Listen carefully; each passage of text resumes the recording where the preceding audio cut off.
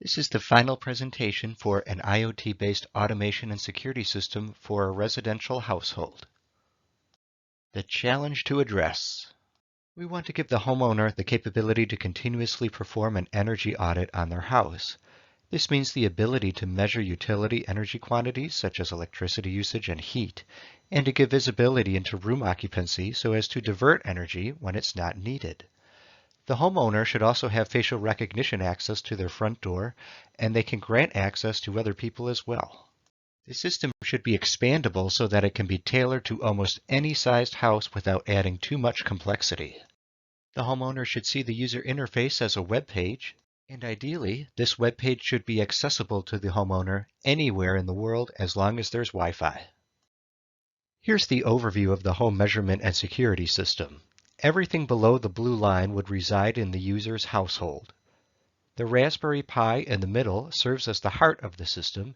It is the MQTT broker. The node measurements, MQTT communication, dashboard, and database storage are all on board this Raspberry Pi. Below that are the ESP32 nodes and the camera node. Each node is tasked for a specific measurement or action to take. Now here we show 4 nodes, but that is easily expandable as MQTT is a very lightweight protocol. The local router can gain internet access either by an Ethernet cable to a modem or through the VONET's Wi-Fi bridge.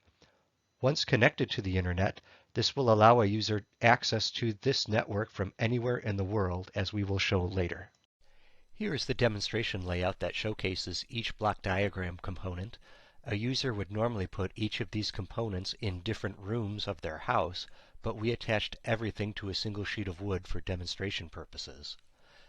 To start with, this red Raspberry Pi serves as the MQTT broker. Then up here we have a Linksys router, which serves Wi-Fi for all of the local Pis and ESP32 nodes to connect to.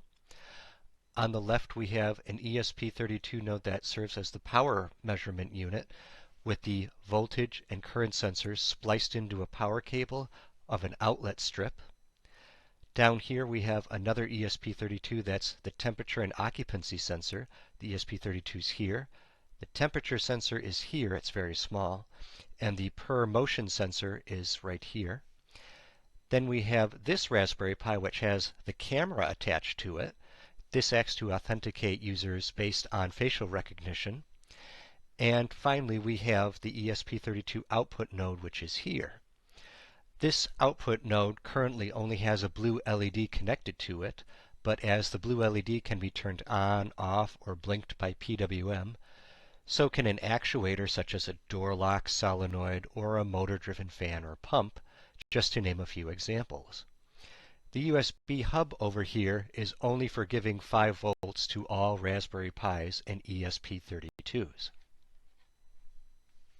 And of course, how much is this system going to cost? The tables here show the hardware cost of about $250 and all software used is either free and open source or basic level service, such as the zero-tier software that costs $0.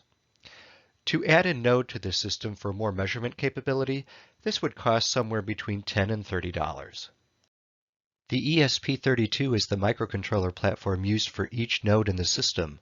Here's a picture of the ESP32 with its pinouts and functionality, but let me summarize the important points. It is low cost at only $10 per unit.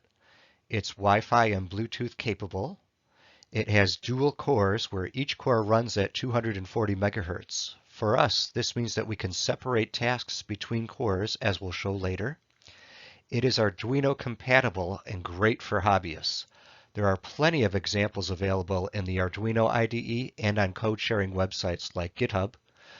Certain versions of the ESP32 can run a webcam as shown in the bottom left. The point here is that the ESP32 has plenty of computing power for a very low cost. The ESP32 firmware structure is shown here. Core 1 on the right is the data acquisition core. This core is responsible for taking ADC measurements from the voltage and current sensors, temperature measurements by I2C, and applying digital outputs. Core 0 on the left is the Wi-Fi core, which connects to the local Wi-Fi network, and then registers itself with the MQTT broker. After it connects to the broker, Core 0 then subscribes to the relevant MQTT topics. For instance, if this is Node 2, then Node 2 would subscribe to any topic that starts with Node 2 in it. When Core 0 receives sensor data from Core 1 through the sensor queue, Core 0 then publishes the data to the broker. If the node receives a command via MQTT, it passes this command from Core 0 to Core 1 via the command queue. Since both cores need to pass data between one another, queues are used to make sure that the data is written and read in a safe manner. This ensures that data is not being read at the same time it is being written. The dashboard web page that the end user sees is shown here. Notice the IP address in the address bar shown in yellow. This is the local IP address of the Raspberry Pi MQTT broker. In our setup, the broker is assigned a static IP address 192.168.1.113. This is so that other nodes on the network can always find the broker. The port 1880 is the port that Node-RED runs on. We only display one set of nodes here, temperature, power, occupancy, and command, but this is very expandable.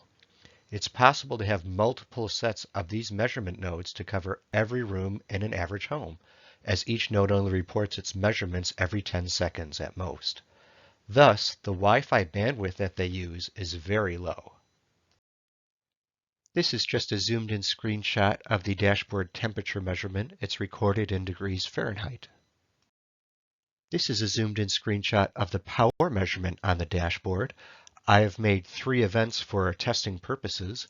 Event number 1 on the left is me plugging in my vacuum cleaner and running it. You can see that on average it's just below 400 watts. Then event 2 on the right is me plugging in a small box fan heater on a low setting. And then event number 3 is me turning that box fan heater up to its high setting, and it has just under 600 watts of power consumption. Node 2's output for its occupancy sensor is shown here. The occupancy sensor has an output of 0 when no motion is detected and 1 when motion is detected. We can generally assume that when motion is detected, the room that the occupancy sensor is in is occupied by at least one person. Here's the facial recognition node in action by itself. The camera view is being streamed from the Pi to a laptop. Here comes a person that is an authorized user, and their face will be surrounded by a yellow box with their name. In addition, the voltmeter shows that the Raspberry Pi is outputting a logic high on a pin, 3.3 volts, when a face is recognized. Now, when an unrecognized person enters, the yellow box still identifies their face, but their name comes up as unknown, and the Raspberry Pi still keeps its output at a logic low. The logic output will be tied to an ESP32, which will tell the MQTT network to unlock the door, a logic high, or to keep the door locked, a logic low. And here's a complete picture of the camera node setup with the Raspberry Pi and its attached camera, as well as the ESP32. The Raspberry Pi outputs a logic high to the ESP32 on a face recognize command, and then the ESP32 forwards a message to the MQTT network to unlock a door.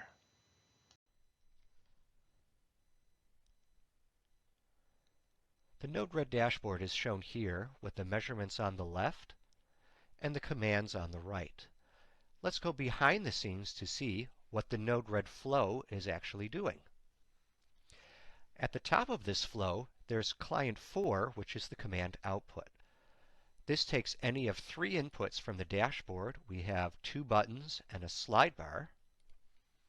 When any of these 3 inputs change, an MQTT message is generated and sent to node 4 to change its LED state accordingly. Below this, we have clients 1, 2, and 3 that send their measurements to this MQTT broker. As an example here, client 3 is responsible for the power measurement. In Node-RED, we see that every time an MQTT message is received from client 3, that message is first parsed in this string to float for chart node to get the actual value, and then the value is sent to the user interface. which can be seen here as power in watts. The dashboard history length can also be altered in Node-RED. As you can see here, currently the history window is set for 24 hours, but this can be changed to several days, weeks, or even months, depending on the memory consumption required for the number of data points over the time period. So, how can we secure our network to make sure that no bad actor can join the network and perhaps send faulty data to the broker?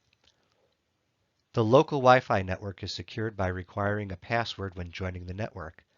The local router emits the Wi-Fi network's SSID, and any node like the ESP32s or a Raspberry Pi that want to join the network can do so with the right Wi-Fi password.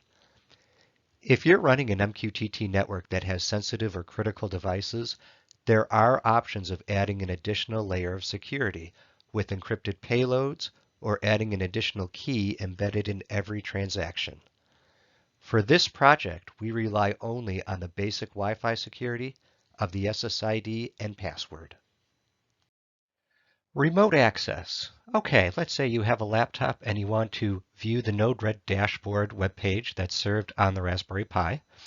If you are within Wi-Fi range of the local router, all you have to do is log in with the SSID and the password. But what if you're far away from the local router and you are well beyond the Wi-Fi access range? For instance, let's say you're at work or you're on vacation and you want to view the dashboard. Is there a way to go through the cloud to access the Raspberry Pi and the Node-RED dashboard? And the answer is yes, using an online VPN service called Zero Tier. This service offers different service levels for different prices, but as of now, we're using the basic service level, which is free for up to 50 network members. Each computer that accesses the Zero Tier server counts as a member. First, take the Raspberry Pi and any laptop computers that you want networked and install the Zero Tier background application. This is the black and yellow icon shown in this diagram. This application connects each computer to the Zero Tier cloud server. And then, as the Zero Tier account administrator, you can grant each computer access to the virtual private network that Zero Tier creates. This network is protected by a username, password, and a network key. This is how the admin can make sure that the network is secure over the cloud. This is a screenshot of the online Zero Tier dashboard that you, the VPN administrator, has access to. I have blocked out our network sensitive information in red, but you can see that our VPN currently has 3 members: the Raspberry Pi itself, my home desktop computer, and my work laptop. As the administrator, I can allow access to more users as I see fit. For instance, I can add a second Raspberry Pi to this VPN, and then the 2 Pis can communicate over the VPN from anywhere in the world. Now the takeaways. A household MQTT network infrastructure between ESP32 sensors and Raspberry Pis has been deployed. Besides the Raspberry Pi camera node, the ESP32 nodes have similar firmware and can easily be expanded for more sensors in more locations. And the end user has a secure web page that has been provided with worldwide access through Zero Tier. And future work. First, we know that the current Raspberry Pi 3 camera node has a slow frame rate. The Raspberry Pi 4 is known to have better performance with a smoother video stream. Knowing that the average homeowner does not have programming experience, it would be nice for them to be able to add nodes without touching the firmware or the Node-RED flow. This could involve some kind of node identification and automatic enumeration when a node first joins the network. The network could then adapt its settings to account for the new node and its sensor measurements. And finally, the project so far has shown inputs from nodes and outputs to nodes, but there is currently no machine intelligence that makes a decision. As an example, if a person sees a room temperature is getting too hot, they could use the output node to close an HVAC vent damper, or they could turn off the furnace altogether. This still requires human action. An idea is to close this control loop with machine intelligence from cloud services such as IBM's Watson or Amazon's AWS.